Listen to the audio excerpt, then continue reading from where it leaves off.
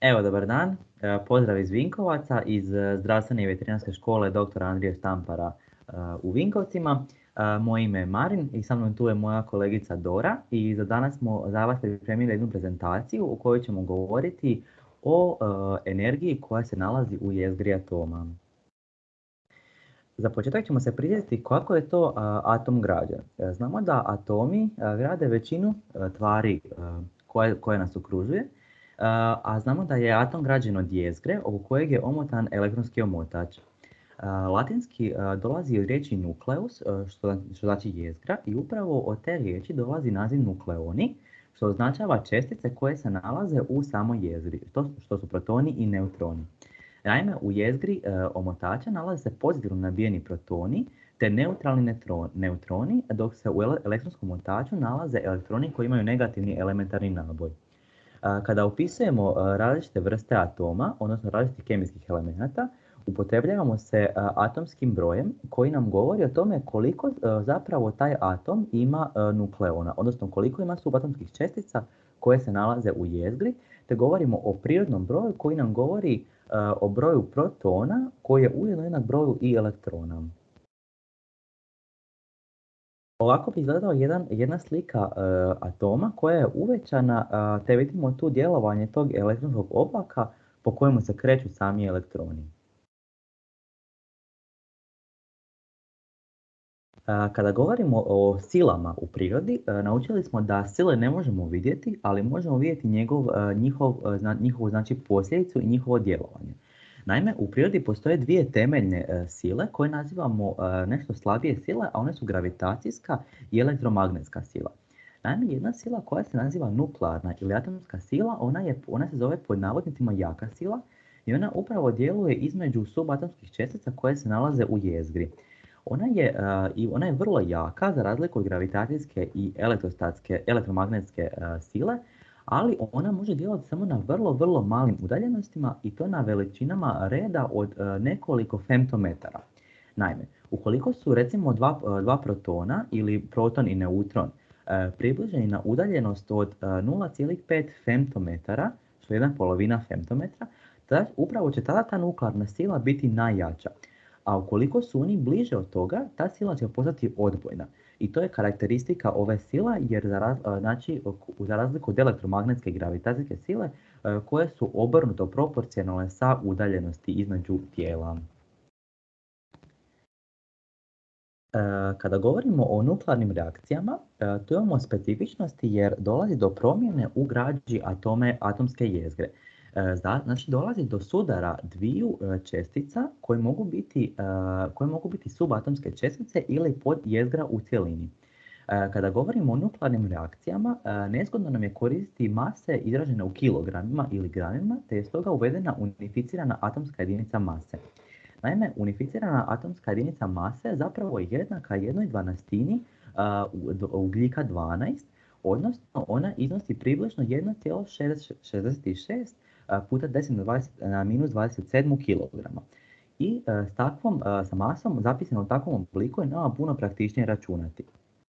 Naime, kada govorimo o sudaru recimo dvaju protona ili dvaju neutrona, za takav sudar ne vrijedi nam zakon očuvanja. Naime, mi smo uvijek naučili da vrijedi zakon očuvanja masa i energije, no u ovakvim nuklearnim reakcijama zapravo dolazi do pretvorbe mase u energiju. I tu nam je zapravo poznata, nama svima poznata Einsteinova jednadžba koja govori koliko će se energije osloboditi pri sudaru recimo dvaju neutrona. Kada ubacimo masu dvaju neutrona u ovu jednadžbu te pomnožimo sa kvadratom brzine svjetlosti, dobit ćemo energiju koja je otprilike približno 931,5 mega elektrovolta. Elektrovolt je mjerna jedinica za energiju koja je znatno manja od džula, ali kod ovakvih slučajeva praktičnije nam je s njom računati. Kako bi izgledala takva jedna nuklearna reakcija? Zamislimo da imamo jezgru, na primjer atoma vodika, koji je najjednostavniji vodik, ili recimo bilo kojeg drugog elementa koji je podložan nuklearnim reakcijama poput urana. Zatim ovo bijelo bi nam predstavljalo nekakvu česticu, recimo neutron, koji bi se sudario s tom jezgrom. Naime, takva jezgra koja se sudara sa drugom jezgrom naziva se jezgra projektil, a druga jezgra koja je pogođena naziva se jezgra meta. Uzmemo za primjer da imamo dvije jezgre koje će se sudariti. Znamo da je jezgra pozitivno nabijena jer sadrži protone koji su pozitivnog naboja i neutrone koji su neutralni, što rezultira pozitivnim nabojem.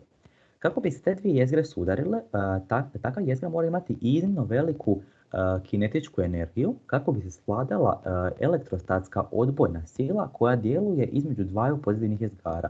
Pa bi taj sudar izgledao nekako ovako i pri čemu je brzina jako, jako velika. No naime, ako govorimo recimo o nekom neutronu koji je neutralno nabijen, kako bi se on sudario sa jezgrom koja je pozitivno nabijena, on nema tu elektrostatsku silu koju mora savladati, te njegova brzina ne mora biti toliko velika kao pri sudaru dvaju jezgara. Nuklearna dolina. Nuklearna dolina je jedan koncept koji je uveden u nuklearnoj fizici koji objašnjava kako je raspoređena energija u samoj jezgri. Naime, kako smo rekli da između nukleona djeluje nuklearna energija, ta energija je zapravo potencijalna, a nuklearna dolina objašnjava kako je ta potencijalna energija raspoređena. Ako pogledamo na ovaj graf, vidjet ćemo da je njegov minimum upravo u točki gdje se nalazi željezo. I upravo je željezo taj element koji je zapravo najstabilniji i njegova atomska ili nuklearna energija je najbolje raspoređena po broju nukleona. Kako se penjemo prema jednostavnim elementima, vidimo da ta energija raste i taj element postaje ne sve stabilniji i dosta je reaktivniji za razliku od željeza. Za početak ćemo govoriti o nuklearnoj fisiji. Nuklearna fisija uz nuklearnu fuziju je jedan od dvaju procesa u kojima se događa pri sudaru, odnosno pri promjeni strukture jezgre. Kada govorimo o nuklearnoj fiziji, govorimo o raspadu nekakvih jezgara koji imaju veliku potencijalnu energiju. One bi se na onom grafu nalazile ili lijevo ili desno od željeza i pri ovakvoj reakciji nastaje više nestabilnih jezgara. Naime, kako znamo kolika će se količina energije osloboditi? Količina energije koja će se osloboditi zapravo će biti jednaka razlici potencijalne energije prije reakcije i nakon same reakcije. I upravo to nam pomože da mi tu energiju možemo izračunati jer znamo kolika je potencijalna energija svakog elementa koji nastane sa procesom fisije. Kada govorimo, recimo, uzet ćemo za primjer nuklearnu fisiju urana, koja se zapravo koristi u nuklearnim elektranama o kojima ćemo govoriti nešto kasnije. Ovdje nam je najbitnije zapamtiti, kao i kako je prikazano na slici, da se masa tog samog urana pretvara u energiju. Naime, kada govorimo o uranu, govorimo o kombinaciji dvije vrste, to je dva izotopa urana, uran 235, 92 i uran 238, 92. Uran 235 dosta je podložniji fisiji od urana 238, ali njega ima svega 0,7%. Ove su ispisane unificirane mase elemenata koji nastaju, a naime nuklearna fisija urana događa se na način kada se uran 235 spoji sa jednim neutronom, recimo, koji dolazi iz okoline. Nastaju dva druga elementa od kojih nastaje izotop barija 141 i kripton 92, te nastaju tri dodatna neutrona koji će kasnije pokrenuti novu fisiju, te oslobađa se određena količina energije. Upravo ta količina energije ekvivalentna je razlici masa koja je nastala. Kada bi oduzeli konačne i početne mase, dobili bi razliku koja bi iznosila 0,1865 atomskih jedinica, što kada pretvorimo u megavolt, to bi iznosilo 174 megavolta. Znači da bi pri nuklearnoj fisiji jednog atoma urana nastalo 174 megavolta energije. Kada smo spomenuli ove neutrone koji nastaju kao slobodne subatomske čestice tijekom fisije, upravo oni su pokretači o kojima smo ovdje govorili za sljedeću nuklearnu fisiju i to zapravo naziva lančana fisija. Sada, kada smo shvatili kako zapravo funkcionira fisija, kako je to nama primjenjivo? Naime, postoje jedne infrastrukture koje se nazivaju nuklearni reaktori u kojima se događa ta fisija urana 235. Naime, nuklearni reaktori sastoji se od jezgre u kojoj se nalaze i sastoje se od dvije strukture koje su nam jako važne. Te strukture nazivaju se moderatori reakcije ili moderatori neutrona.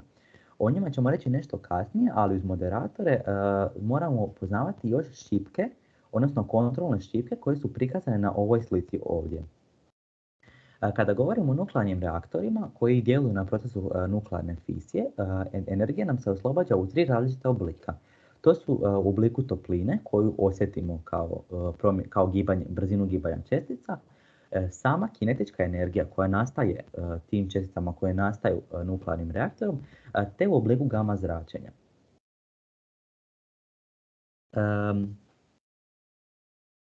Kada govorimo o nuklearnim reaktorima, tu možemo još spomenuti famoznu nuklearnu elektranu Černobil. Černobil je nuklearna elektrana koja je sagrađena na sjeveru današnje Ukrajine od strane Sovjetskog saveza i ona je za svoju oznaku imala RBMK 1000 i ona je za razliku od drugih nuklearnih reaktora bila specifična po tome što je kao ova sredstva moderatora koristila grafitne ploče. Naime, kao izvor energije koristila je uranijev oksid koji u sebi sadržava uran 235, a upravo taj uran se nalazio u dugačkim metalnim cijevima pod velikim pritiskom. Kako smo rekli da se oslobađa velika količina topline, kako se sustav ne bi pregrijao, upravo je Černobil, elektrana u kojoj se dogodila velika katastrofa, koristio vodu kao sredstvo hlađenja. Kombinacija tih grafitnih ploča i vode kao sredstva hlađenja nikad do tada nije bila viđena i upravo je Černobil bio prva elektrana u svijetu koja je takav način koristila. Iako je bila dobra ideja, oni što nisu znali da je taj Černobil bio dosta težak za rukovanje i zahtijevao je dosta dodatnog osoblja koje oni nisu imali na raspolaganju. Taj uran 235, on se nalazio pod velikim tlakom kroz koji je prolazila voda kako bi cijeli taj sustav hladila.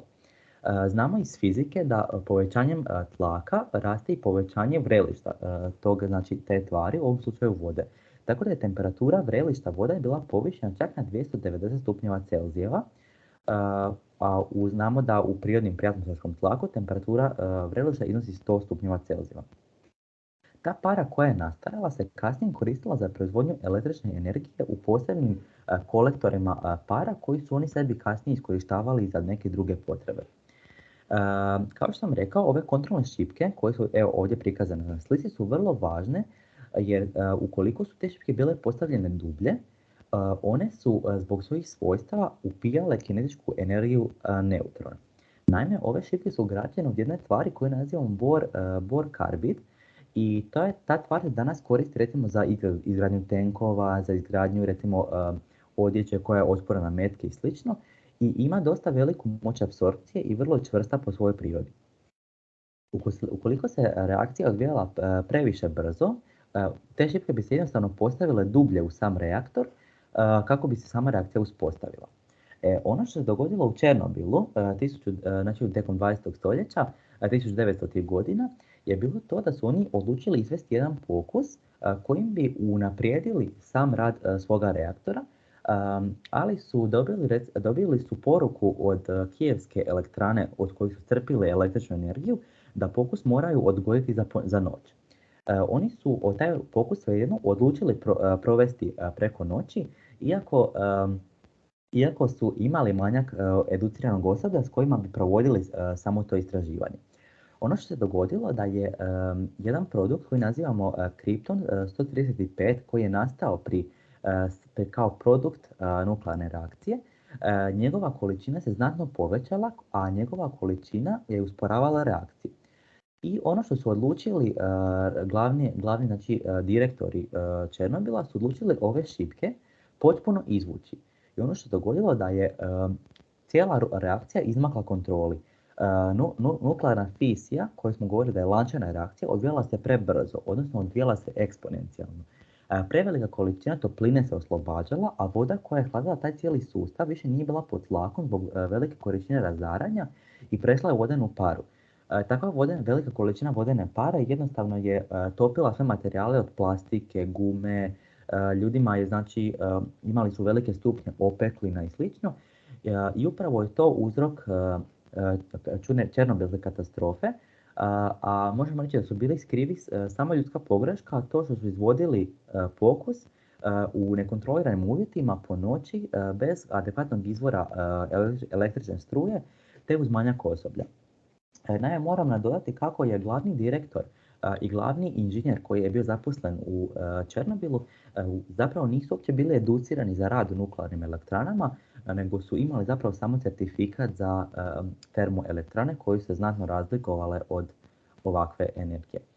Ono što je zanimljivo je da se energija koja je bila oslobođena tijekom nuklearne reakcije, recimo uranom 235, moglo se dobiti čak i do nekoliko puta miliona više iste količine ugljika. Energija znači koja se dobijala nuklearnim reakcijama bila je mnogostruko veća i upravo su oni u tome vidjeli svoj potencijal. Te zato godinu dana prije same Černobilske katastrofe Černobil je neprestano radio. Znači godinu dana ga praktički nisu ni redovito održavali ni servisirali i upravo ti produkti koji nastaju samom nuklearnom reakcijom su bili uzrok zašto je ta Černobilska katastrofa imala toliko velike razmjere. Drugi proces s kojim ćemo se upoznati je nuklearna fuzija. Nuklearna fuzija je zapravo jedan proces koji, za razliku od nuklearne fisije, nastaju nešto složenije jezgre. Naime, nuklearna fuzija je zapravo točno reakcija koju koristi recimo Sunce i druge velike zvijezde kako bi recimo proizvodila svoju toplinu i znači svoju energiju. Ono što se događa, recimo, uzmimo za primjer naše Sunce kao središte Suncevog sustava, je da dolazi do spajanja dvije vrste vodika. Naime, u školi smo na satu fizike i na satu kemije učili što su izotopi, ali ponovit ćemo. Ovdje je oznakom prikazan deuterij i tricij. Deuterij je izotop vodika koji u sebi sadržava jedan neutron uz proton i elektron koji vodik standardno sadrži, dok je tricij izotop vodika koji sadrži dva neutrona uz proton i elektron koji vodik prirodno sadrži. Kada dođe do spajanja jezgara tih dviju znači vodika, dolazi do stvaranja elementa helija, odnosno do izotopa elementa helija 4,2 uz oslobađanje jednog dodatnog neutrona. A energija koja se pri tome oslobađa je 17,6 mega elektrovolta. Naime, govorili smo kako su jezgre pozitivno nabijene, pa tako i u ovom slučaju kako bi se spojile 4 jezgre vodika u heli 4, potrebno su nam iznimno velike brzine takvih jezgara. Na satu fizike smo učili da je kinetička energija čestica proporcionalna njihovoj masi i njihovoj brzini, a temperatura, odnosno kinetička energija čestica se povećava njihovom temperaturom. Tako da kako bi se ovakva reakcija mogla odvijati, potrebne su nam iznimno visoke temperature. Tu govorimo o temperaturama 10 na 8 kelvina, a takva vrsta fuzije naziva se termonuklearna fuzija jer su nam potrebne iznimno visoke temperature. Nuklearna fuzija bi mogla biti budućnost energetike na Zemlji kao dobivanje izvora energije, jer za razliku od nuklearne fisije, nuklearna fuzija nema nikakve štetne nusprodukte, znači nema nikakvog zračenja koji bi mogli naštetiti ljudima, nikakav radioaktivan otpad, te je stoga ona vrlo lako iskoristiva. Da ne govorimo o tome da izvor deuterij i tricij koji su potrebni za nuklearnu fuziju su zapravo na Zemlji jednostavno dostupni. Naime, od ukupnog vodika koji se nalazi u prirodi, 0,0015% vodika je zapravo deuterij. Odnosno, deuterij se pojavljuje kao u prirodi, ali dosta malom postotku. A znamo da vode na Zemlji možemo govoriti pa ima gotovo pa beskonačno, tako da izvor deuterija ne bi bio problem. Dok se tricij zapravo može dobiti kao sporedni produkt fuzije drugih elemenata. Naime, kada bi projektirali jedan neutron u izotop litija, odnosno litij 7, došlo bi do potpuno nove reakcije pri kojoj bi nastao opet helij 4,2, ali bi nastao taj tricij koji je nama potreban za daljnju nuklearnu fuziju. Kada govorimo o izvoru fuzije kao izvora energije, tada su tu znanstvenici dosta su napredovali kako bi oni to sve izveli, ali veliki problem predstavlja upravo ovaj uvjet koji je ovdje napisan, odnosno termonuklearna plazma. Termonuklearna plazma je jedno stanje u kojem se atom može naći, a to je stanje u kojem je jezgra potpuno odvojena od elektronskog omotača, odnosno izolirani su jezgre i elektroni. Naime, to nam je jedini problem, to i jako visoke temperature. Kada bi mogli naći nekakva rješenja koja su prihvatljiva za okoliš i za zemaljske uvjete, mi bi mogli bi koristiti nuklearnu fuziju kao energetiku. I upravo o tome na znanstvenici rade, te su razvili jednu teoriju koja se naziva teorija magnetna boca. Ono što su oni pokušali, to jest ideja koju su zamislili, da veliku kinetičku energiju čestica postignu upravo djelovanjem magnetnog polja. Naime, oni bi to magnetno polje oblikovali oblik torusa, što je ništa drugo nego oblik recimo automobilske gume ili oblik krasne, ili tako, sličan oblik, sličan tome, u kojem bi se pod djelovanjem magnetskog polja neutroni, odnosno jezgra i elektronski omotači mogli postići toliko veliku brzinu da bi se potpuno razdvojili elektronski omotači jezgra. I tu su nam upravo bitne magnetno polje i zagrijavanje električnim poljima. Njihova ideja je bila zagrijati takve čestice do nekoliko megakelvina. Mega znači označava 10 na 6 kelvina, što znači iznimno visoke temperature, i upravo tu nastaje problem kontrole tih temperatura i tvari koje su netopljive na tim temperaturama. Ovako bi recimo izgledao takav jedan sustav magnetne boce. I zadnja teorija koju su pokušali provesti u stvarnost, ali još je u fazi samo teorijske, je da bi deuterij i tricij, koji su toliko potrebni za taj proces fuzije, znači kompresijom bi njih stvorili u jednu pilulu koja bi sadržavala, naravno deuterij i tricij, ali ona bi zapravo oko sebe imala znači vanjski sloj i unutarnji sloj. Naime, ta pilula bi se postavila u središte i sa nekoliko smjerova bi se znači ispalilo nekoliko snopova pulsnih lasera. Ti laseri bi predali iznimnu količinu energije toj piluli i ono što bi se dogodilo da bi vanjski sloj primio veliku količinu kinetičke i toplinske energije i jednostavno bi eksplodirao. Svaki dio te kore toj pilule bi eksplodirao u svim smjerovima, a ono što bi se u središtu same pilule dogodilo je to da bi se ta eksplozija upravo uzrokovala taj impuls energije koja je potrebna za sudar tih dviju jezgara i došlo bi do nuklearne fuzije. To su dvije teorije koje su još samo u fazi koje bi jednog dana mogle postati budućnost, ali su svakako zanimljive i prihvatljive za nas. A sada će nam kolegica reći nešto više o radioaktivnosti. Znači, kao što već vjerojatno znate, u nuklearnim reakcijama zapravo dolazi do promjene građe atomskih jezgara, a znači do toga dolazi zbog sudara među jezgrama ili ako neka čestica naleti na jezgru. Međutim, do toga može doći i čak da se jezgra promijeni sama od sebe, znači bez nekog vanjskog utjecaja. I zapravo svaki proces u kojem se atomska jezgra spontano mijenja, znači bez vanjskog utjecaja, to nazivamo radioaktivni proces ili raspad, dok su radioaktivne jezgre u kojima se zbivaju ti nuklearni procesi. Ako govorimo o radioaktivnom zračenju, tu se znači misli na te čestice koja jezgra pritom emitira. I imamo tu tri komponente zračenja koje može emitirati radioaktivna tvar. Za primjer imamo, znači to su kao tri tipa reakcija. Prva su alfa zrake, to su nam jezgre helija 4,2. Onda imamo beta zrake, to su elektroni i pozitroni, ali imamo i gama zrake koji su visokoenergetski fotoni. Sad ćemo nešto više reći o alfa raspadu. Znači, neke radioaktivne jezgre, one spontano emitiraju 2 protona i 2 neutrona u obliku jezgre helija 4,2 i taj proces nazivamo alfa raspad ili alfa radioaktivnost, dok te izbačene jezgre helija 4,2 koji izlete tom velikom brzinom nazivamo alfa česticama ili alfa zračenjem. I tu na ovoj jednadžbi mi vidimo zapravo da pri alfa raspadu da se ta početna jezgra, odnosno jezgra roditelj sa Z protona i N neutrona zapravo pretvara u drugu jezgru i jezgru kćer koja ima 2 protona i 2 neutrona manje, odnosno Z minus 2 protona i N minus 2 neutrona. Ako govorimo o beta raspadu, tu dolazi zapravo do mijenjanja građe jezgre. Znači, jedan proton se pretvori u neutron ili obrnuto I to onda zapravo razlikujemo beta minus i beta plus raspad. Ako govorimo o beta minus raspadu, znači tu se neutron preulazi u proton uz emisiju jednog elektrona i jednog antineutrina iz jezgre. Antineutrino, ako ne znate, to je znači neobična čestica koja zapravo nastaje pri beta minus raspadu.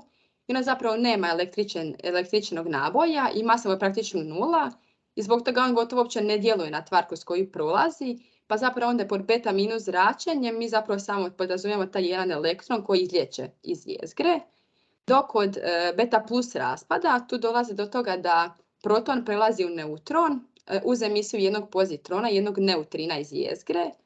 I znači zapravo taj pozitron ili antielektron, on zapravo ima jednaku masu kao elektron, ali mu je električni naboj suprotan, odnosno jednak je naboju protona, dok je neutrino čestica bez naboja i mase koja zapravo kao i antineutrino gotovo uopće ne djeluje na tvar kroz koju prolazi, pa nema zapravo nekog učinka. I da zapravo mi kod beta plus raspada, odnosno beta plus zračenja, zapravo podrazumijemo samo pozitron koji izlijeće iz atomske jezgre. Idući raspad nam je gama raspad. Znači ako je jezgra u pobuđenom energetskom stanju, ona zapravo pri svom povratku u osnovno energetsko stanje emitira foton i zapravo, odnosno foton nam je gama čestica i zapravo u procesu emisije fotona smanjuje se energija jezgre, a se njezina građa pritom ne mijenja. I zapravo energija fotona emitiranih iz jezgre atoma, ona je oko 10 na 6 puta veća od energije svjetlosnih fotona emitiranih iz elektronskog omotača. Ako govorimo o elektromagnetnom zračenju koje emitiraju atomske jezgre, to nam je zapravo ovo gama zračenje, dok su nam gama fotoni tog zračenja. I zapravo proces pri kojem se te jezgre emitiraju, atomske jezgre, gama zračenje također nazivamo i radioaktivnim gama raspadom. I to zračenje je jako razorno zbog toga što ti fotoni imaju veliku energiju i zapravo su oni vrlo prodorni, oni oštećuju elektronske omotače atoma i molekula na koje zapravo nalječu i zato kažemo da su jako razarajući. Tu također nam je važno spomenuti i francusku kemičarku i fizičarku. Nju je zapravo otac bio profesor matematike i fizike, te joj je usadio tu ljubav. Međutim, u njezino vrijeme je stvar što je obrazovanje bilo rezervirano samo za muškarce. Međutim, ona je uspjela u tajnosti započeti školovanje na sveučilištu u Poljskoj, koje je zapravo u tajnosti obrazovalo Poljake i Poljakinje. I zapravo ona nam je i prva žena koja je osvojila Nobelovu nagradu i to čak iz 2 različite discipline. I zanimljivo je da je pritom, kada je trebala biti nominirana za Nobelovu nagradu, odbor je zapravo planirao dati tu Nobelovu nagradu njezinom suprugu i njegovom kolegi. Međutim, njezin suprug je uložio žalbu, nakon koje je ipak ona dobila Nobelovu nagradu. 1934. ona je preminula zbog aplastične anemije.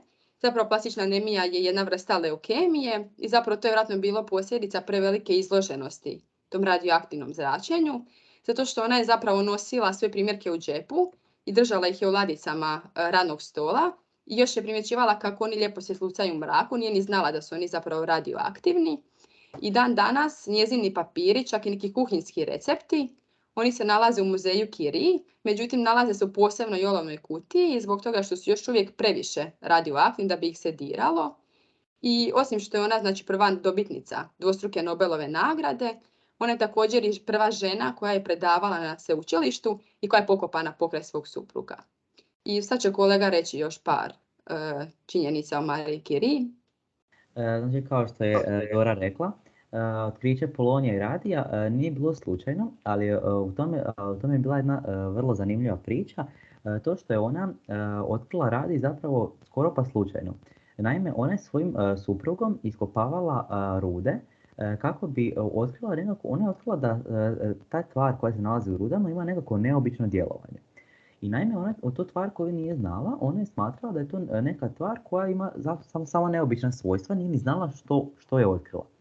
I kad je ona uspjela tu tvar izolirati, ona je shvatila da je same rude u odnosu na tu tvar koju ona izolirala, upravo su te rude bile puno, da kažemo danas radioaktivnije, ali su puno imale znači, veće rezultate neobičnih ponašanja na njezinim testovima. I upravo je iz tog zaključka ona shvatila da je otkrila novi element radi i kako bi ga dokazala i kako bi napisala znači, svoj rad za Nobelovu nagradu, ona je svojim mužem Pierre Curie iskopavala čak i do nekoliko tona tih ruda kako bi mogla znači, izolirati taj radi, kako bi mogli vršiti pokuse i eksperimente kojima su dokazivali njegova svojstva i pisali svoj rad na temelju njih.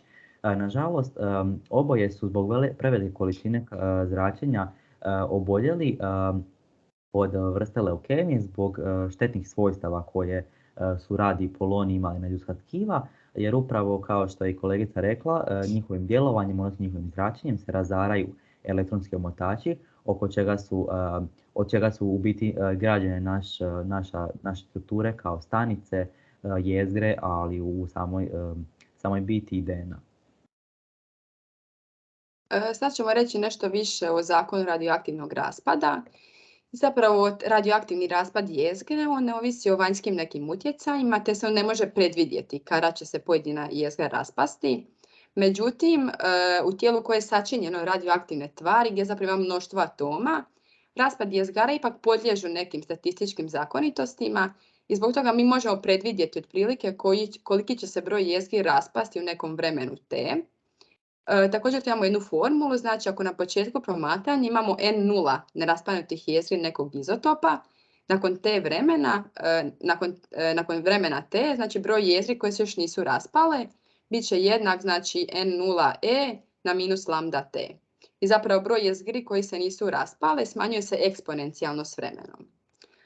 Tu je također jako bitno spomenuti vrijeme poluraspada, njega označavamo T1/2. I zapravo to vrijeme poluraspada, to je vrijeme koje je potrebno da se taj početni broj neraspadnutih jezgri smanji na polovicu. Tu imamo još jednu formulu, znači zapravo zakon raspada koji je napisan pomoću vremena poluraspada. On ima oblik n jednako n0 puta 2 na t kroz t1/2. I tu također imamo i aktivnost tijela koje je sačinjeno od radioaktivnog elementa, odnosno tvari.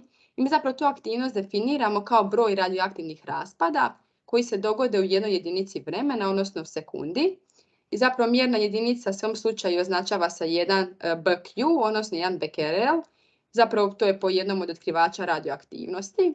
I znači aktivnost tijela koje je sačinjeno od radioaktivne tvari, ono se smanjuje eksponencijalno tijekom vremena. Sad ćemo reći, idemo malo na zanimljiviji dio, rećemo nešto o primjeni u medicini. Tu je imao jedan naziv gamma nož, jedan uređaj i to je zapravo znači uređaj kojim se radioaktivna zraka precizno usmjerava u područje mozga. To se zapravo primjenjuje za liječenje tumora ili nekih drugih promjena. I zapravo ovom metodom nije potrebno otvarati glavu, već se pokušava zaustaviti rast u prvom redu najčešće dobroćudnih tumora, kod kojih je često klasična operacija, rješavanje tog tumora, prerizična, zbog toga što se te promjene često nalaze na kritičnom mjestu. Međutim, može se liječiti time i zloćudni tumori te metastaze, ali samo ako su veličine do 3 cm. I zapravo krajnji cilj ove metode je zaustaviti rast tumora i taj postupak je jednostavan i bezbolan zbog toga što se znači ne režu tkiva i koža kao kod klasičnog zahvata. Te zanimljivo je da se bolesnik čak odmah nakon zahvata pušta kući, a već sutra dan on se može vratiti svojim standardnim aktivnostima. Također imamo scintigrafija. Scintigrafija je zapravo prikaz raspodjele radiofarmaka unutar nekog organa i to snimanje mi obavljamo gamma kamerom, te se te slike kasnije analiziraju naravno. I tu imamo pojavu vrućih i hladnih lezija. Znači vruće lezije to su zapravo područja na kojima se radiofarmak veže više nego u normalnom nalazu, što ukazuje zapravo na intenzivniju metaboličku aktivnost tog promatranog organa. Dok hladne lezije, oni nam ukazuju na manjak radiofarmaka, odnosno znači da je ta metabolička aktivnost tog organa malo manja nego od normale. Ako govorimo o djelovanju ionizirajućeg zračenja, tu zapravo imamo ionizacija, znači to je zapravo kada čestice alfa i beta zračenja, te fotoni gamma zračenja, oni znači izliječu iz atomskih jezgara velikom kinetičkom energijom i oni zapravo prolazeći kroz stvari i svojim električnim djelovanjem izbacuju elektrone iz omotača i na taj način se tim prolaskom radioaktivnih čestica oslobađaju elektroni iz omotača i nastaju pozitivno nabijeni ioni i znači to nazivamo ionizacija. I također imamo Geiger-Millerov detektor, to je zapravo uređaj kojim mi otkrivamo znači radioaktivno zračenje. Ako govorimo o dozimetriji, odnosno o tim dozama zračenja, prva nam je apsorbirana doza. Znači, djelovanje tog ionizirajućeg zračenja na tvar, to je zapravo apsorbirana doza. I to je zapravo znači energija koju je ta ozračena tvar upila po 1 kg mase. I zapravo nju označujemo sa slovom D i to je formula D je E/m. I znači ako tijelo mase M upije energiju ionizirajućeg zračenja koja prolazi tada kroz njega, onda je znači ta apsorbirana doza jednaka energiji kroz masi tvari. I znači jedinica te apsorbirane doze je grej, dok se male doze iskazuju jedinicom miligrej koja je zapravo 1000 puta manja od greja. Iduća doza nam je ekvivalentna doza i to je zapravo znači škodljiv utjecaj ionizirajućeg zračenja i zapravo mi ekvivalentnu dozu iskazujemo umnoškom apsorbirane doze i faktora učinka T. I zapravo taj faktor učinka T ovisi o vrsti ionizirajućeg zračenja. Znači tu iz tablice vidimo da je on najmanji kod rentgenskog zračenja dok je najveći kod alfa zračenja. I mjerna jedinica ekvivalentne doze je sievert, ali najčešće rabimo neke manje jedinice kao što su milisievert ili mikrosievert. Sad ćemo nešto više reći o posljedicama zračenja. Znači, kao što smo već vidjeli, radioaktivno zračenje ono izaziva ionizaciju i povećanje energija molekula u tkivu. I ako govorimo o količini te ekvivalentne, odnosno štetne doze koja izaziva posljedice, onda tu možemo vidjeti da doza od 500 milisieverta će zapravo dovesti samo do neke promjene krvne slike ili mučnine, dok će doza od 1000 milisieverta većina osoba će se oporaviti za nekoliko tjedana, međutim kod nekih osoba već će biti nekih malo posljedica, dok kod doze od 4000 milisieverta postotak smrtnosti je čak 50%, a pri dozi od 10.000 milisieverta je smrtnost praktički 100%. I također kod tih promjena, odnosno kod izloženosti zračenja može doći do genetskih poremećaja na budućim naraštajima. I provedeno je jedno istraživanje koje je pokazalo da ako 1000 ljudi primi ekvivalentnu dozu od 1000 milisieverta po cijelom tijelu, zbog toga će tijekom nekoliko desetljeća umrijeti otprilike 10 ozračenih. I sad ne znam jeste znali da je zapravo čovjek neprestano izložen radioaktivnom zračenju, znači zbog nekih prirodnih radioaktivnih tvari koje se nalaze u tlu, također u zraku, vodi i tijelu. I zapravo u svakoj sekundi čovjeka pogodi približno 15.000 čestica iz prirodnih radioaktivnih izvora sa Zemlje. I zapravo ta ekvivalentna doza koju čovjek primi tijekom 1 godine zbog prirodne te radioaktivnosti iznosi 1 milisievert. I tu zapravo na ovoj tablici mi vidimo da se od mjesta do mjesta na Zemlji ta prirodna radioaktivnost može znatno razlikovati. Na primjer, na površini oceana ekvivalentna doza koju bi čovjek primio godišnje je 0,5 milisieverta, dok jedno mjesto u Brazilu, osoba koja boravi na njemu u godini može primiti čak tu štetnu dozu od 120 milisieverta. I sada kad vidimo, još tu ispričavam se pretrage, tu je prikazane znači određene pretrage koliko čovjek primi tog štetnog zračenja, što često nas zna brinuti kad idemo na neke pretrage. Znači, kod rentgenskog snimanja pluća čovjek će primiti 0,5 milisieverta, međutim, kod, na primjer, pregleda jetre, čovjek može primiti čak 500 milisieverta. Sad se pitamo kako se zaštititi od ionizirajućeg zračenja. Znači, tu će najčešće osoblje koristi razne pregače i kecelje i zapravo koriste i štitnike za vrat. Te pregače za pacijente, one znači sadrže 0,3 mm olova koji zapravo ih štiti, kao i taj dodatni štitnik za vrat koji također sadrži 0,5 mm olova koji služi kao zaštita. I također imamo tu neke nove tehničke mogućnosti, na primjer primjena karbonskih vlakana za stol i rentgenskog uređaja, te rešetke i kasete koje čak smanjuju zračenje za 30 do 50%.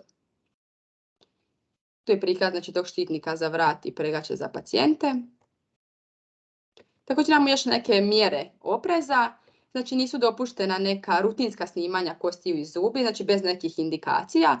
Također se izbjegava prečesto snimanje, međutim nema tu definicije prečestog snimanja jer zapravo kod bolesnika koji imaju indikaciju za snimanje uvijek je veća korist koju će pacijent dobiti tim snimanjem nego šteta koja će se njemu nanijeti. Također bitna nam je zaštita djece jer su ona posebno osjetljiva i zapravo neka kritična granica za povećanje rizika za nastanak karcinoma kod određene doze, kod određene djece je čak doza od 0,5 miligreja. I također nam je važno paziti i na trudnice zbog toga što kod njih treba primjenjivati sve mjere zaštite kako ne bi to radioaktivno zračenje moglo utjecati na fetus.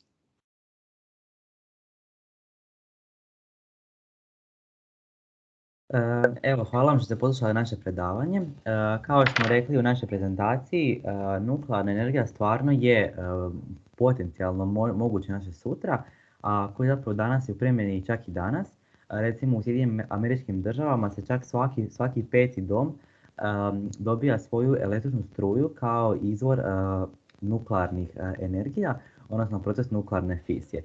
Tako da nuklearna energija nije nešto čega se trebamo bojati, nego već nešto što moramo prihvatiti kao naše potencijalno sutra, a zapravo u nuklearnim reaktorima koji su u pogonima diljem svijeta zapravo se događaju puno rjeđe nezgode nego u termoelektranama. Hvala vam što je poslušali naše predavanje i to je bilo to od nas.